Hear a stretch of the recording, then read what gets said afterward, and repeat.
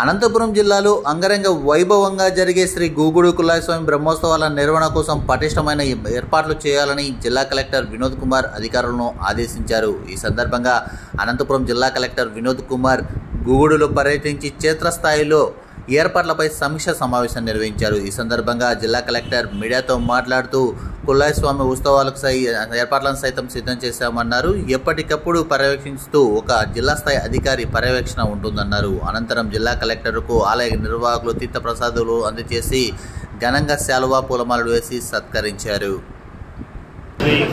గూగుడు కుల్లాయిస్వామి వారి 102వ బ్రహ్మోత్సవ కార్యక్రమం ఏర్పాట్లు రివ్యూ చేయడం జరిగింది. ఇప్పటిదాకా క్షేత్రస్థాయి అధికారులు జిల్లా అధికారులు కూడా స్పాట్లో ఇన్స్పెక్షన్ చేయమని చెప్తూ డిపార్ట్మెంట్ వారీగా తీసుకోవాల్సిన చర్యల్ని చాలా క్షుణ్ణంగా రివ్యూ చేస్తూ వాళ్ళకి ఆదేశాలు కూడా ఇవ్వడం. ఇక్కడ చూస్తే దాదాపు 4 లక్షల మంది వస్తారు. ముఖ్యంగా 16-17 ఎక్కువ మంది ఉంటారు. కాబట్టి ఒక మాస్ గ్యాదరింగ్ దాన్ని జాగ్రత్తగా మెయింటైన్ చేయాలి, మేనేజ్ చేయాల్సిన బాధ్యత అందరి మీద ఉన్నది.